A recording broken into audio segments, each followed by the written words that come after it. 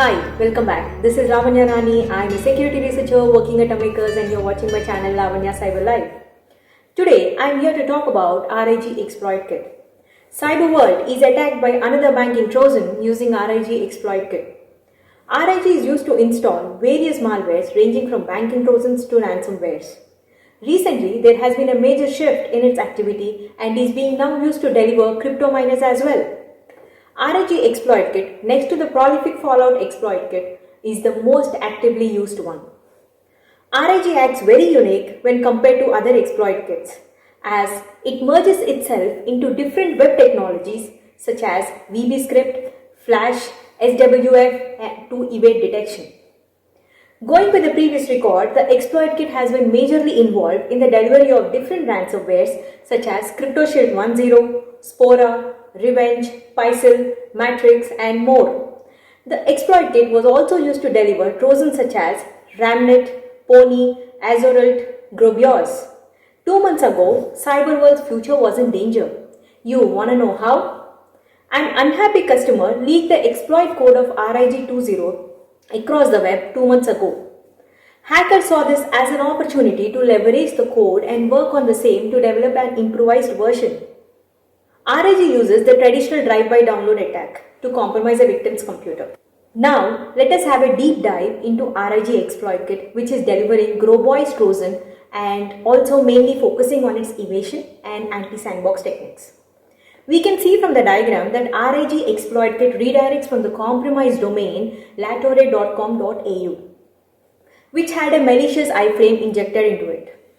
The malicious iframe code in detail is shown here. Now, if you see malicious iframe code, we can observe that the iframe loads a malvertisement domain which communicates over SSL. When we intercept network traffic, we can know from the following diagram that how SSL handshake to a malicious domain is happening, where it is getting SSL certificate from a compromised domain and leads to the RIG Exploit Kit landing page that loads the malicious flash file.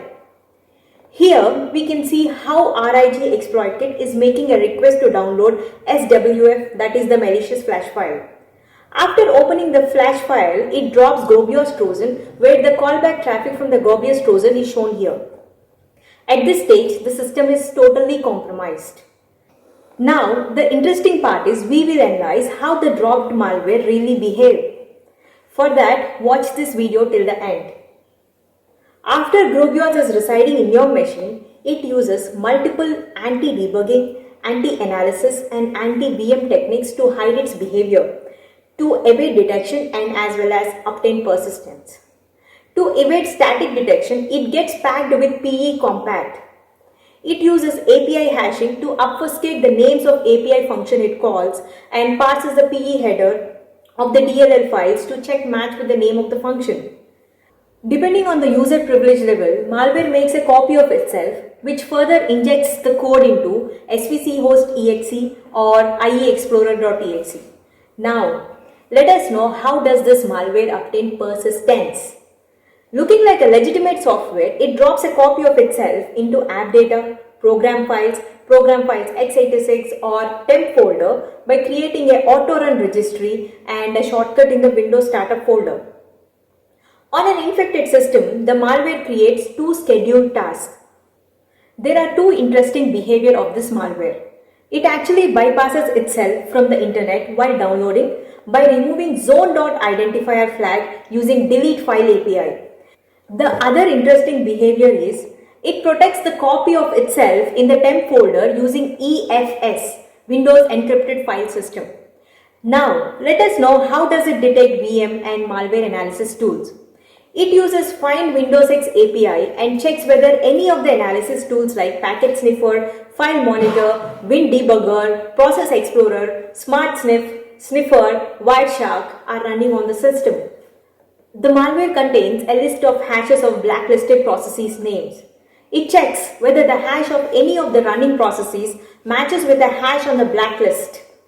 Now, let us have a look at how the network communication happens among malware and C2C servers. Malware contains 2 hard-coded obfuscated C2C servers. After deobfuscating the C2C URLs, malware verifies the identity of C2C server and generates a random string of 20 characters, appends it to the end of the URL and sends the request for commands. After that, it uses calc MD5 algorithm to calculate hash of 40 bytes of data, and then it uses base 64 data from the cert command as a public key in the crypt to verify signature. If the signature is verified, the malware executes the command and starts sending data to the servers. This security flaw majorly affects systems running Windows 7 and later operating systems, and the exploit works through Internet Explorer and Microsoft Office documents that uses the vulnerability script engine. So that's all for today on RIG Exploit Kit. Hoping that this video gave a quick understanding of RIG and how malware gets downloaded and installed in your machine without you being aware of it.